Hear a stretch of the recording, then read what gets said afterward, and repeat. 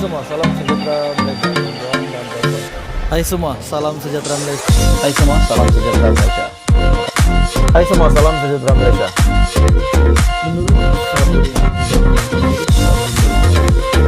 Hai semua, salam sejahtera Malaysia. Tuan dan Bapak semua. Halo semua, salam sejahtera Malaysia. Ada satu ulasan terkini yang sangat menarik yang saya nak kongsi dengan tuan-tuan dan Bapak semua. Di mana adakah ada gerakan yang telah dilaksanakan ataupun yang telah dimulaikan di antara PAS dan UMNO. Seperti yang kita tahu, Muafakat Nasional sebelum ini yang telah ditubuhkan adalah Mesra PAS UMNO. Dan hari ini pula tuan-tuan dan puan-puan, terdapat satu ulasan menarik yang saya nak kongsi dengan Anda melalui Facebook bekas Perdana Menteri Najib Razak. Di mana ini satu ulasan yang sangat best untuk kita dengar. Tulisan bekas Setiausaha Majlis Syura Ulama PAS Pusat, Ustaz Dr. Khairuddin At-Takiri.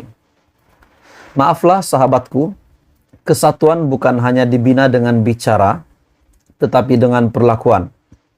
Kita semua tahu apa yang berlaku dalam mesyuarat jawatan kuasa induk Muafakat Nasional dulu, yang saya juga salah seorang ahlinya. Kita semua PAS dan UMNO bersetuju untuk tidak tergesa-gesa mendaftarkan Muafakat Nasional atau Perikatan Nasional sementara nama MN telah ada pihak yang mendaftarkan nama tersebut di ROS. Namun, siapa yang menandatangani surat bagi pihak parti bersetuju menubuhkan Perikatan Nasional tanpa diketahui oleh pemimpin parti lain, termasuk Timbalan dan 2 naib presiden, apatah lagi MSU. Setelah pecah dan bocor, barulah diperakui dalam mesyuarat jawatan kuasa kerja PAS Pusat dalam keadaan marah-marah. Itulah permulaan kepada perpecahan antara PAS dan UMNO dalam Muafakat Nasional, setelah mana ahli PAS dan UMNO disatukan dengan penuh kegembiraan dan ketulusan penyokong dua parti. Dan ada soalan yang wajar juga ditanya, bila kelulusan penglibatan dengan PN dibawa ke mesyuarat MSU atau ke muktamar? Saya tidak berhasrat mengungkit kisah lama yang sudah berlalu dan sudah menjadi akademik, tetapi wajar juga diperingatkan apabila ada pihak tanpa henti memberi persepsi bahwa UMNO tidak mahu kerjasama dengan PAS.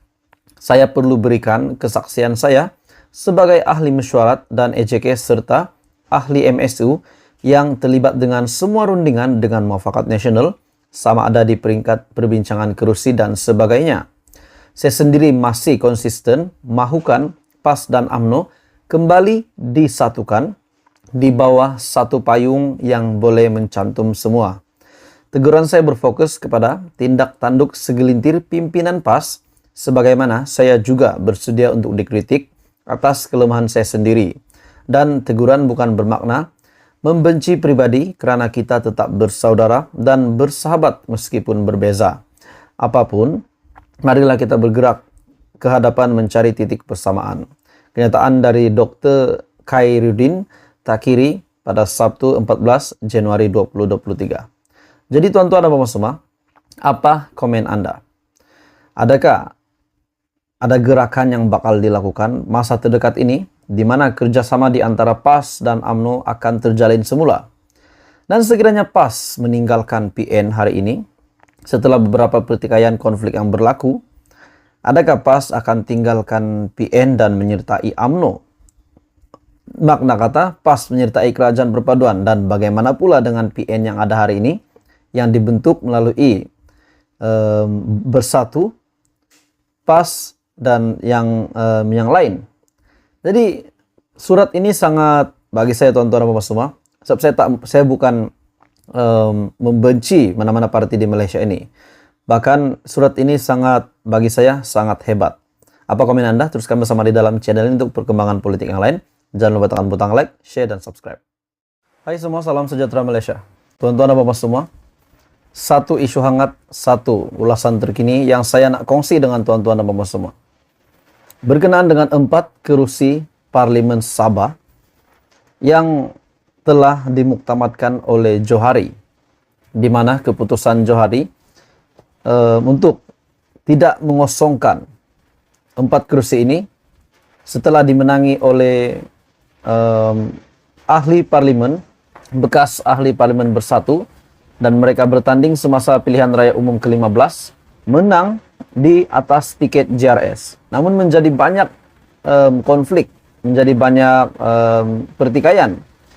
Muhyiddin Yassin yang telah mendakwa bahwa mereka adalah masih ahli bersatu. Namun keempat-empat ahli parlimen ini mengaku mereka bertanding semasa pilihan raya umum ke-15 di bawah tiket JRS. Dan pada akhirnya, Speaker Dewan Rakyat, keputusan Johari telah mengekalkan keempat-empat kursi ini tanpa perlu mengosongkan kursi ini. Maknanya, keempat-empat ahli parlimen ini kekal menang di keempat kursi di Sabah ini dengan di bawah tiket JRS. Dan akhirnya, salah satu kenyataan dari seorang peguam, keputusan Johari boleh dicabar di mahkamah. Timbul persoalan sama ada bersatu boleh mencabar keputusan Speaker Dewan Rakyat Johari Abdul yang membenarkan 4 bekas ahli parlimen bersatu di Sabah untuk mengekalkan kursi mereka. Ia adalah susulan perkara 63 dalam kurungan 1 Perlembagaan Persekutuan yang menyatakan bahwa kesalahan apa-apa proceeding di dalam mana-mana satu majelis parlimen atau dalam mana-mana jawatan kuasanya tidak boleh dipersoalkan di dalam mana-mana mahkamah. Adakah ini bermakna setelah kenyataan bahwa keputusan Johari boleh dicabar di mahkamah? Dan sekiranya Muhyiddin Yassin akan mencabar keputusan ini, bahwa keempat kursi itu perlu dikosongkan. Disebabkan mereka adalah ahli bersatu, walaupun Hajiji dan keempat-empat ahli parlimen yang telah menang di keempat parlimen Sabah ini, mereka sudah sebulat suara untuk keluar dari bersatu. Namun Muhyiddin masih mendakwa mereka adalah ahli bersatu. Dan kontroversi ini telah mengundang satu pertikaian yang sangat menghairankan ramai orang. Bagaimana keadaannya, dan pada akhirnya Speaker Dewan Rakyat memutuskan kursi itu tidak perlu dikosongkan. Nah, kalau sudah begini yang terjadi tuan-tuan dan bapak semua, sudah pasti Muhyiddin Yassin, sekiranya beliau boleh mencabar, beliau akan cabar. Dan sekiranya beliau mencabar untuk keempat kursi ini dikosongkan, adakah pilihan raya kecil akan diadakan? Ataupun adakah sekiranya PRK diadakan, kemenangan akan diterima oleh bersatu ataupun Perikatan Nasional? Ataupun walaupun PRK akan diadakan, kemenangan tetap milik keempat-empat ahli parlimen itu, yaitu yang bertanding di bawah tiket JRS. Apa komen Anda tuan-tuan dan bapak semua? Adakah ini akan menjadikan kerajaan perpaduan hari ini yang sudah dibentuk di bawah pimpinan Datuk Seri Anwar Ibrahim, walaupun ada pilihan raya akan diadakan di keempat-empat ahli parlimen ini, adakah Muhyiddin Yassin akan menang keempat-empat parlimen ini? Adakah mereka akan menang? Ataupun tetap keempat ahli parlimen ini yang telah mengosongkan kursi mereka tetap akan menang walaupun kursi mereka dikosongkan? Apa komen Anda tuan-tuan dan bapak semua? Akhirnya seorang peguam membuat satu kenyataan bahwa keputusan Johari boleh dicabar di mahkamah. Peguam veteran Muhammad Hanif Katri Abdullah yakin bersatu masih berpeluang untuk membawa perkara ini ke mahkamah. Apa komen Anda? Teruskan bersama di dalam channel ini untuk perkembangan politik yang lain. Jangan lupa tekan butang like, share, dan subscribe.